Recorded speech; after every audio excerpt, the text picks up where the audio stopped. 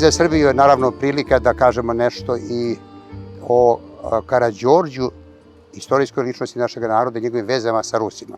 Naravno, to je jedna duga priča, cele knjige su napisane o tome i mi nemamo toliko vremena, ali u kratkim crtama treba reći da je Karađorđe Petrović, vođa prvog srpskog ustanka, imao veoma bliske višegodišnje veze sa ruskim državnicima, ruskim generalima i na kraju sa ruskim carom.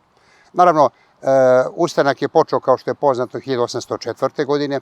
U tom trenutku Rusija je bila u savezničkim odnosima s Osmanskim carstvom.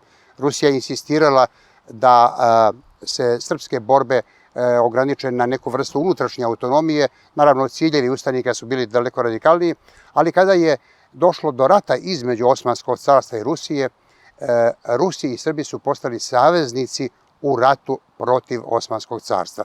U tom savezu, u tom ratu Rusije protiv Osmanskog carstva, u kome su srpski ustanici i Karađorđe saveznici, došlo je do vrlo čestih susreta Karađorđa sa ruskim predstavnicima.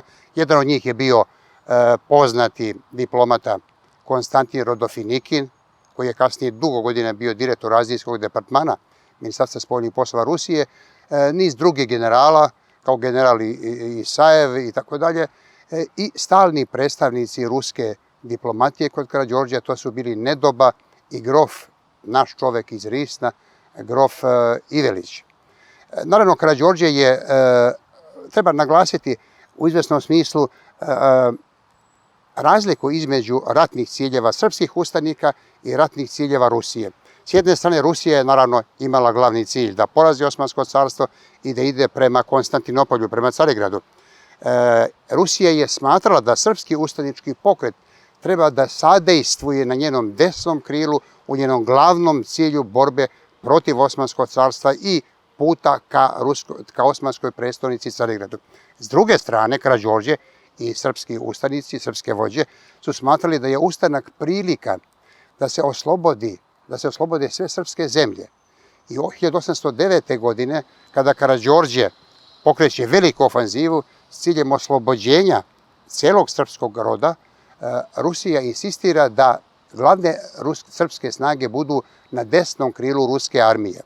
Ne treba zaboraviti, dakle, da je na neki način dejstva srpske vojske u vreme Karađorđevog ustanka prema Nišu, prema Sjenici i Pešteri, prema Pljevljima, prema Hercegovini i prema Bosni su u stvari bili glavni strateški nacionalni pravci srpskog strateškog plana u oslobođenju srpskog naroda.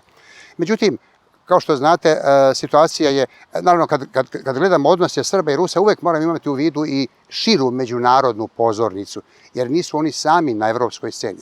U to vreme se vodi velika borba Napoleona sa praktično celom Evropom.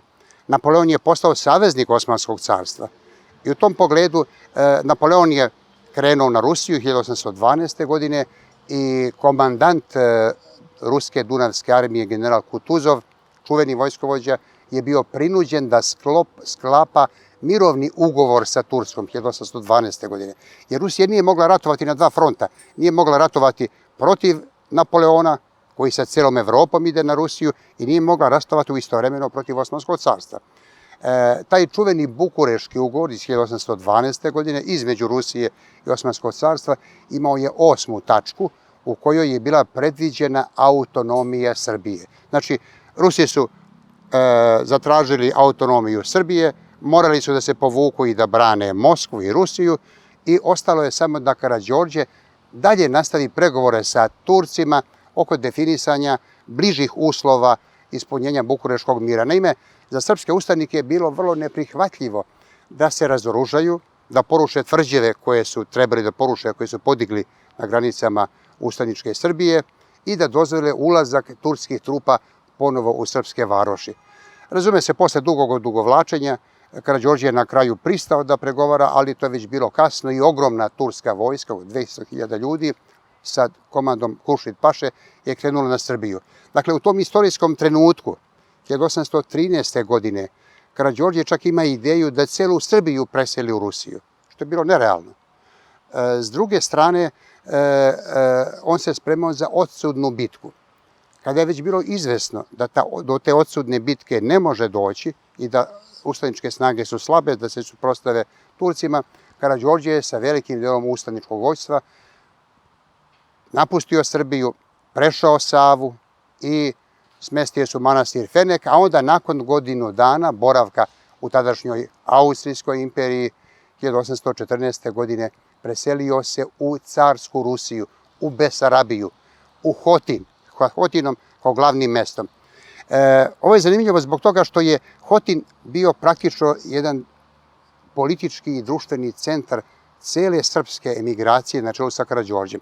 Karađorđe je naravno dobio rusku penziju, dobio je čin generala od ruskog cara. Međutim, kao inače energičan čovek nemirnog duha, živog duha, nije mogao da miruje i tražio je da ga primi ruski car. Nažalost, on je čekao 2 godine na prijem kod ruskog cara Aleksandra I, znači od 1814. do 1816. godine i na kraju 1816. godine ruski car Aleksandar I primio je Karađorđa u carskom selu, u luksuznom carskom dvorcu.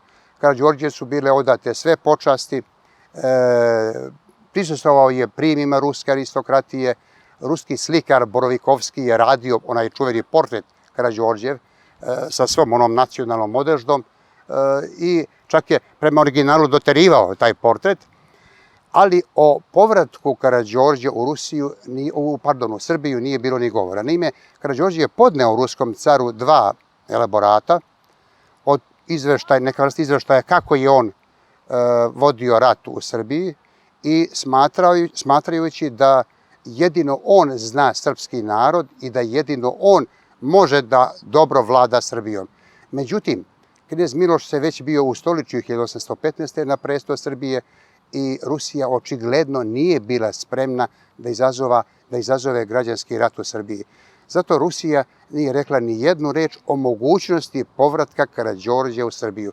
Karađorđe je verovatno razočaran, vratio se u Hotin i u Besarabiji uspostavio kontakt sa grčkom emigracijom. Naime, kao što znate, 1814. godine u Odesi je bila formirana grčka patriotska tajna organizacija Filiki Eterija, društvo prijatelja u prevodu. Povezao se preko bivšeg kuma Hajduk Veljka Grka Jorgosa Olimpiosa sa Heterijom i praktično vezama Heterije 1817. godine Karađorđe je stigao u Srbiju. Ostala je vrlo misteriozna cela ta istorija. Profesor Ekmečić smatra da je određenu ulogu u prebacivanju Karađorđa iz Besarabije u Srbiju imala i britanska obaveštajna služba. Naime, jedan od Grka, Galatis, britanski oficir sa Jonskih ostrava, je očigledno imao izvesnu ulogu u izradi lažnih dokumenata koje je imao Karađorđe kada se prebacivao u Srbiju. Cela ta, nažalost, istorija jednog velikog heroja našeg oslobodilačkog pokreta Karađorđa završila se tragično. On je, kao što znate, došao u Srbiju, u Radovanjski lug i od strane svoga kuma Vujice Vulićevića i po nalogu kneza Miloša bio je ubijen, njegova glava odsečena, oderana, ispunjena pamukom i odneta na dar turskom sultanu u Carigrad. Ja sam u svoje vreme, neki pre 30 godina, procurila je vest u novinama da se navodno ta Karađorđeva glava čuva u Grčkom muzeju u Atini.